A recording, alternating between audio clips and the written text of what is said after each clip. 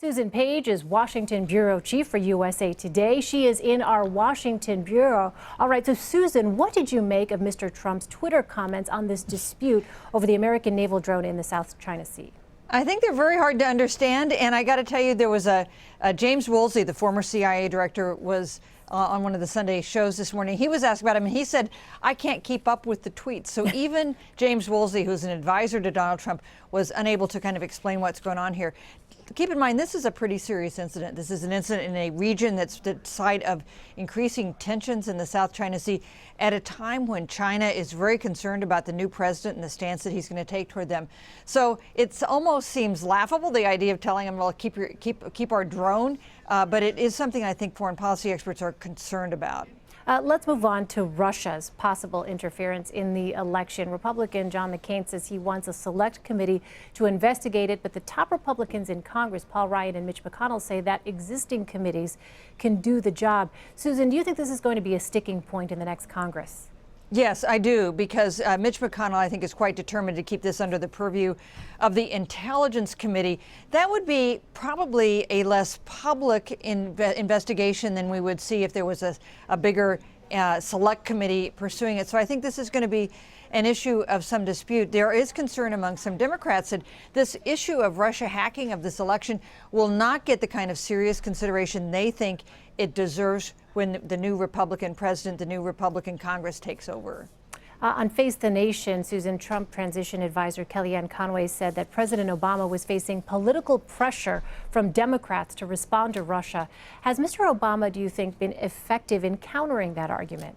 Well, actually, President Obama, I think, tried to be as restrained as possible in his news conference yesterday in talking about this issue, to not kind of escalate it into a partisan way. In fact, he faces a lot of criticism from Democrats that he didn't do enough before the election to focus attention on the Russia hack. So I think it is inaccurate to say that he is trying to act in a way to provoke some partisan reaction. Quite the reverse. I think Democrats are worried he's not done nearly enough to provoke.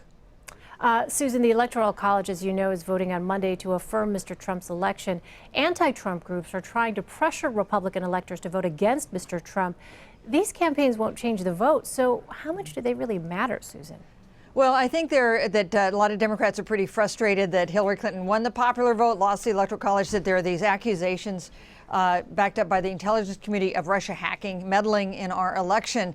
So they're trying to focus some attention on that, but there are, as of yet, no signs that they'll be successful in changing the outcome tomorrow of the Electoral College vote. It looks all but certain that Donald Trump is going to be elected president on Monday. Susan, let's go back to what you just said a moment ago about Mr. Obama seeming restrained and exhibiting a sense of restraint in that final news conference as president. He was cautious and careful not to criticize Mr. Trump directly. What is the balance that President Obama is trying to strike in these final days, you think?